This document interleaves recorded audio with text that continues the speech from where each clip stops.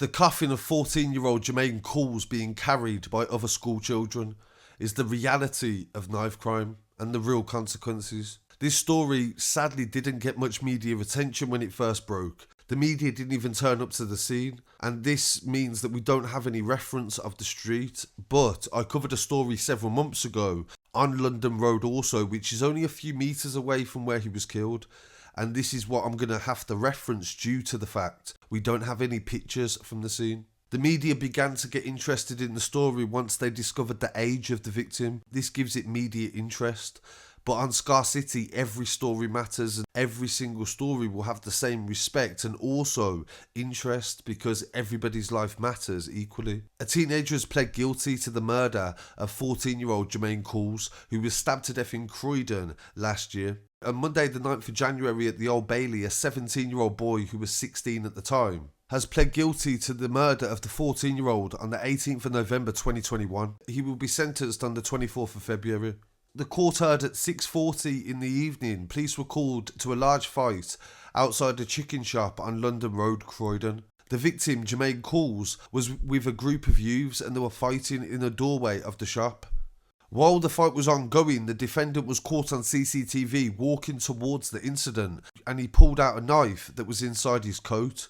It is not believed that he knew Jermaine before this. Jermaine had fell over and the defendant ran towards him and stabbed him while he was on the ground. The defendant repeatedly lunged at Jermaine and he was frantically trying to stab him, and Jermaine was trying to avoid being stabbed. However, Jermaine received multiple stab wounds and the defendant ran off from the scene still in possession of the knife. Despite the best efforts of medical staff, Jermaine succumbed to his injuries and died at 10 to 8. A post-mortem examination took place on the 20th of November 2021 and Jermaine was found to have suffered 7 stab wounds to his body.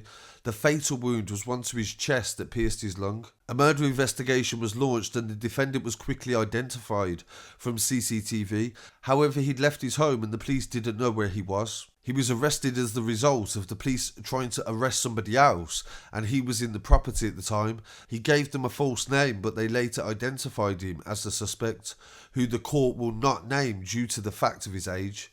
The judge may change this later on when he turns 18. The judge may say that he can be named. The father of Jermaine said that he forgave the person that did this, and I'm sure some people would not be able to understand that, but at the same time, everybody deals with grief differently. The person that did this, I forgive him, tell the truth. And I hope he have a better life for what he did, and which he did even though my son. So I want to send my condolences to the family of Jermaine and thank you to everybody for the support in all of these stories. Some of them are bigger than others, but at the same time they get the same treatment and the same respect. In some other news updates coming from London, thank you to Dave Nathan and subscribe to Crime Pictures London as well on their YouTube channel. The crime scene footage is from a stabbing that took place at 1:20 on Sunday the 1st of January on Portland Road, SE25. Police were called to reports of the stabbing and they attended with the ambulance service and also the air ambulance. A man who is believed to be in his 30s was found with multiple stab wounds and taken to hospital. His injuries have been assessed as non-life-threatening and the police are currently investigating. A large police cordon was in place on the residential street that is opposite a garage, and nobody has been arrested or charged in relation to that incident. In some more news, on the 2nd of January on London Road, West Croydon, which is also not far from the scene of Jermaine Cools' murder, police were called at 5:40 to people fighting in the street. Officers attended with the London ambulance service and a male aged in his 20s was taken to the hospital with a stab wound to his hand. His condition is thought to be life-changing, so that means that he's either lost a finger or the majority of his hand. Another male was arrested on suspicion of GBH and he remains in custody in the South London police station. Thank you to London UK Crime as well for their coverage from the scene that shows the ambulances attending and also the amount of police that were there. Thankfully nobody was seriously injured in this story. This is very close to where Jermaine was murdered and it's definitely an area that has seen a lot of knife crime. So really appreciate you joining me for these stories, and there's more news available on the website at scarcitystudios.com. Don't forget to follow on Instagram, TikTok, Twitter and Facebook, and I'll be back again very shortly.